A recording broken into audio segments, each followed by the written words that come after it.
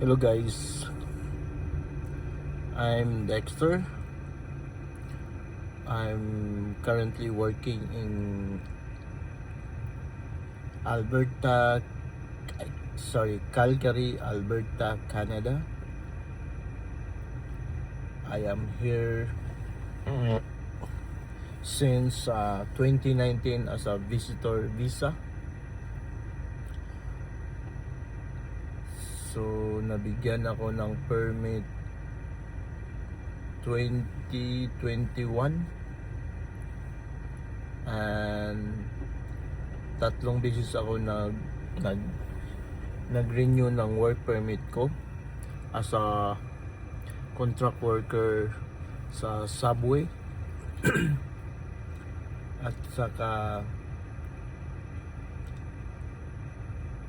until now work permit and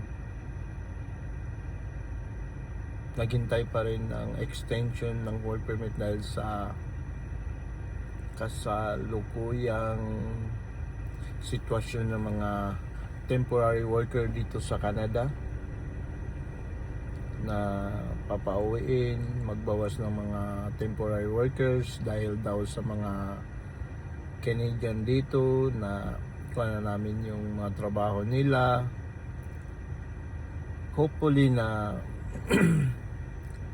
yung nandito na sana bigyan nila ng chance na magstay dito or makapagtrabaho muli, hindi lang papauwiin sa Pinas.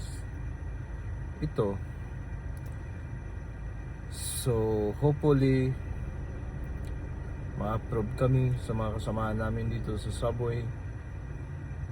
At sana yung mga outside of Canada, like Philippines, like other country, kung gusto nyong pumunta ng Canada, mag-search muna kayo sa situation dito, sa status ng mga temporary workers, kung okay ba or hiring pa ba sila. At saka yan lang po mapapayo ko sa mga Pilipino na nagsumikap na makapunta dito sa Canada. At saka mag-isip din sila dahil malaki ding gastos. Hindi porket makapunta ka na dito, makapagtrabaho, mababawi mo yun kaagad. No, it's not. Magtrabaho ka muna dito, bayarin sa bahay, transportation, pagkain, mahal din po dito. Mahal din po dito. Lahat binabayaran. Insurance, lahat binabayaran mo. At saka kung wala kang self na magtipid sa sarili mo, na iniisip mo lang na ganito, nandito na ako sa Canada, ganyan. No, mag-isip ka rin, especially sa pamilya mo. Huwag mong hayaan sila magsustento sa kanila. Especially for me, may dalawang anak ako back to the Philippines. Buwan-buwan pinapadalan ko sila. Thanks to God, nakasurvive naman ako kahit yung sahod ko is minimum wage lang dito sa Alberta. At katulad niyan, nagda-drive ako. Car insurance ko almost $150 a month. Life insurance ko, yung insurance ko sa dental, binabayaran ko na daming bayarin every month. Pagkakasyahin mo lang yung sahod mo bi-weekly, ganun lang. Kunting tipid, gas pa dito, mahal ang gas dito. Saka yun lang po. Sana po yung mga taong magpaplano pupunta ng Canada, dahil Canada masarap pakinggan sa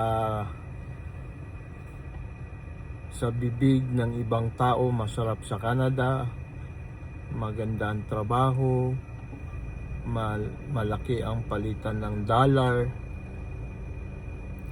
Yeah, pero pag sinuswerte ka dito, okay naman. At saka, especially, bawal ang tamad dito. Bawal ang mamili ng trabaho. Okay? Yan lang po, payo ko sa mga tao sa Pilipinas at sa buong bansa na mayroon yung Pilipino na nagbalak pumunta dito sa Canada. And see you my next vlog. I-reveal ko lahat paano ako nakarating dito, paano ako na-survive, na wala akong tinatawagan na kamag-anak na tulong sa kanila. Isa lang ang tinatawagan ko, of course, yung pamilya ko sa Pilipinas.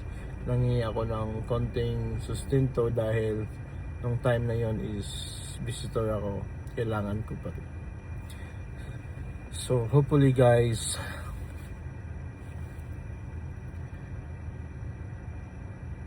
and subscribe my channel. Thank you. Bye.